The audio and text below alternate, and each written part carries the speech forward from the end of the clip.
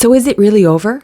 Is it really the beginning of the end of all vaccine mandates? Or is this just a setup for the return of harsher mandates in the fall? Already we're being feared with the monkeypox and the WHO studying it with their emergency committee. And Theresa Tam is being very cagey. They're flip-flopping back and forth about, whether the coronavirus is still an emergency or not. They didn't drop the mandates. They suspended them. And the ministers are saying, hey, you know what? We might bring it back in the fall and mandate a third shot.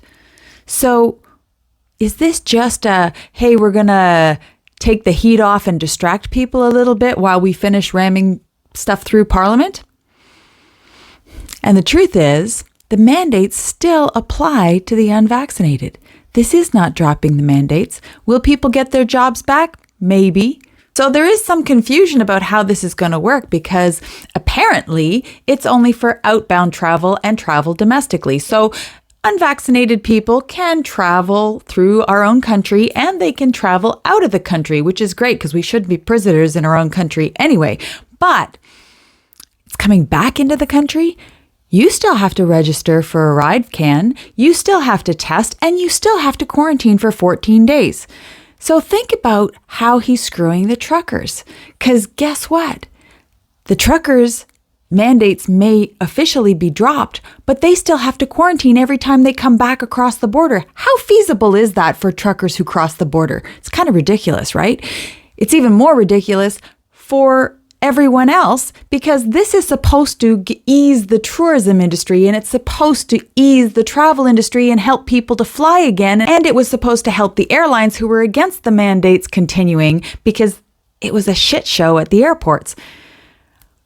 But having to have people quarantine for 14 days every time they come back into the country is going to make them hesitant to travel. And if the government gives them more bureaucracy and more bullshit just to register with ArriveCan, then that's going to be a problem too.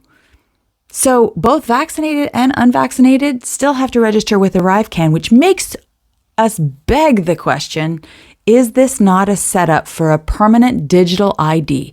I mean, let's face it, Justin Trudeau and even Jagmeet Singh talked about a permanent digital ID. In Quebec, the health minister was bragging about how great a digital ID would be on the provincial level so that people could show their Vax Pass to go buy their groceries and pay with their groceries too. He bragged, wouldn't it be great if your digital ID was linked to your bank account and your mortgage and your tax bills so that you could just pay it all on your phone? Yeah. And they could also cut you off pretty freaking fast with a click of a button, right? So, remains to be seen. Is this just placating the public outcry? Is this just placating the tourism industry? Or is this really the beginning of the end? Or is it worse? Think twice, Canada. I don't think anybody trusts him anymore. Do you?